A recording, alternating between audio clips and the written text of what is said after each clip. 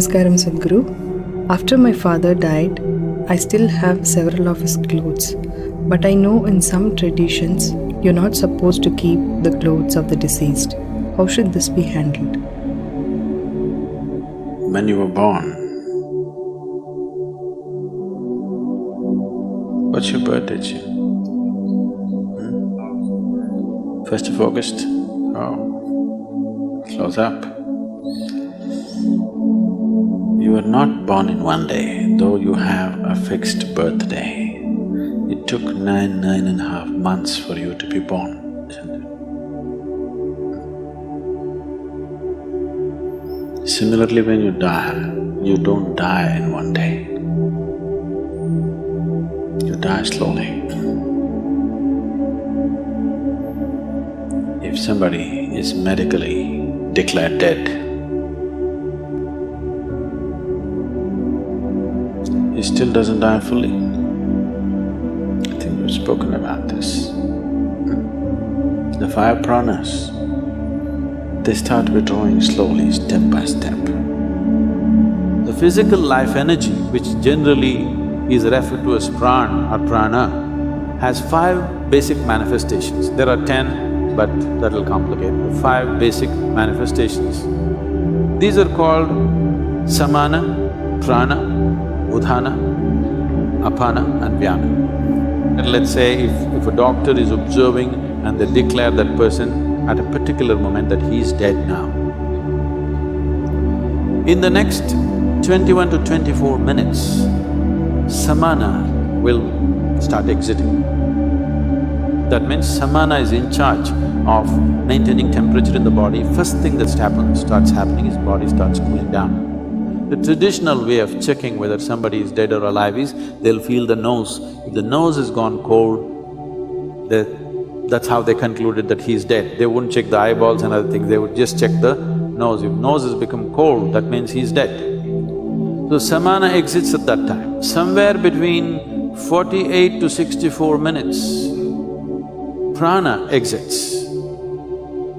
After that, between 6 to 12 hours, udhana exits.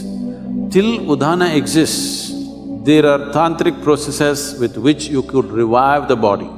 But once udhana exists, there is a micro chance, but that is an impractical chance, except that it is impossible to revive the body once udhana has exited.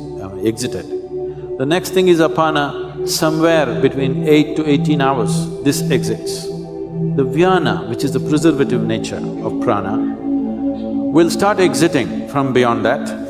It can continue to exit up to 11 to 14 days if it's a normal death. It happened one day, Shankaran Pillai was rummaging through the closet, and after some time, wife came and asked, "What are you doing?" He said, "No, nothing, I'm not doing anything, nothing." The wife said, "What are you saying, nothing, nothing? I've been watching you, last half an hour, you're reading our marriage certificate. What's the matter?" Shankaran Pillai said, "I've been looking for the expiry date."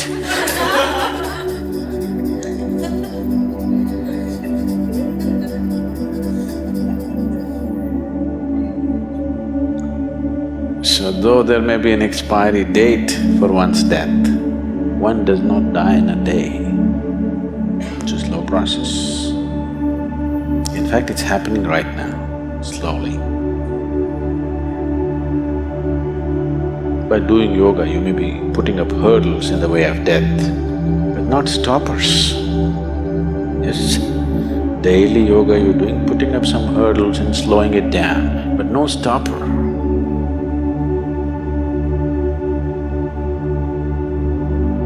So, today you know that from your old clothing, we can take your DNA. After you're gone, after 100 years later, we can clone you. Yes? Yes or no? You know? So who you are, At least the physicality of who you are can be picked up from your clothes and we can remake you. At least someone who looks just like you. We can create the body. So you are still there all over the place. The yogis, when they die, they'll set fire to the hut in which they are living by themselves. There is a way to do it. Let me not tell you because I don't want you to set fire to the cottages here.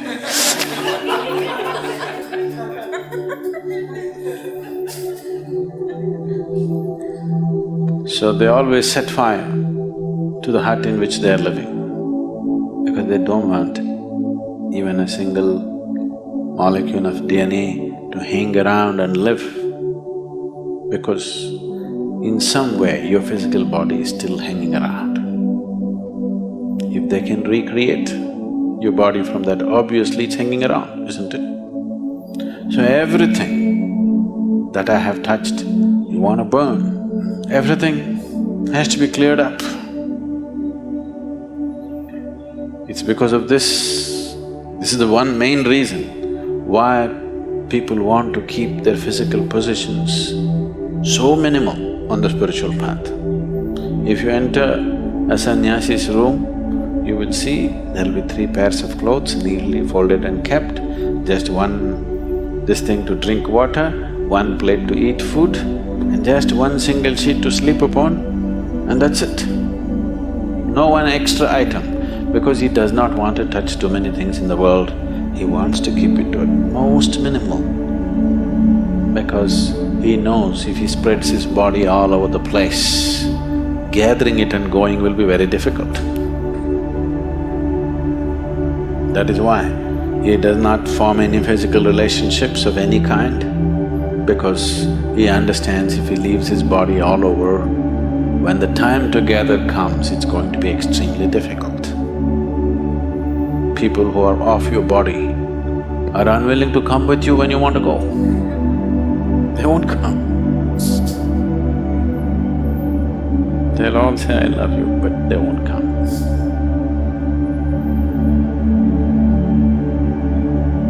So, when someone dies, depending upon who he is, accordingly these things must be handled. In today's world, when people have gathered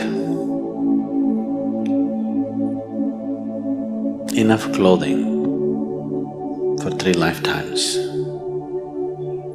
enough footwear for 10 lifetimes, burning all that would be sheer waste.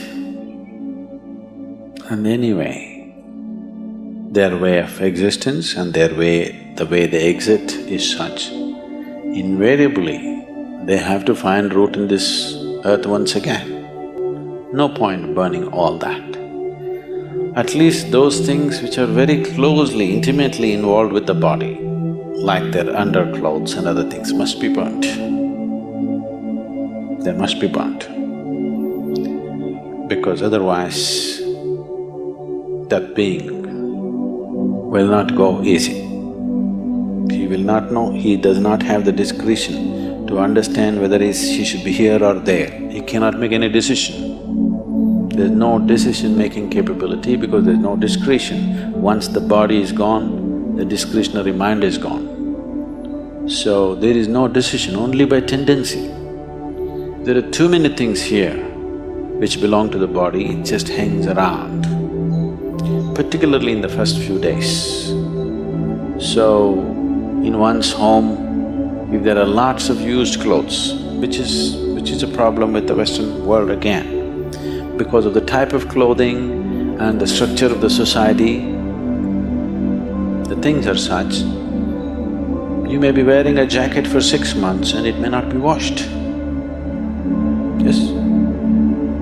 You use it and you hang it there because it's a cold country and maybe you don't sweat so much, use it and put it there. Such a thing is not possible in India. If you use something, it has to be washed now.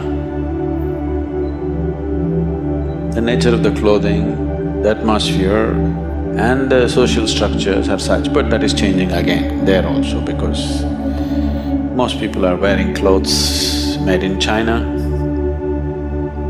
not anymore made in India. So, the type of clothing they are using, naturally they use it and hang it, they don't use it and wash it. All these things were taken care of, every aspect was handled, but we are losing it in a big way. Because these clothes are repeatedly used and hung there, you can actually experiment. Well, today the dogs are there. If you bring a police dog, if you put 1,000 jackets here and ask him to point out which is Jim's jacket, he will just go and point out. Yes, not God, just a dog.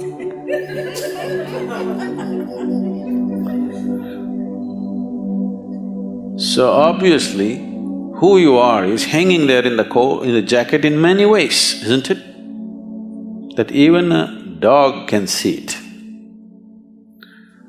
So, once it is like this, when a person has departed and his body is still hanging around in many forms, it becomes a habitation for various kinds of forces.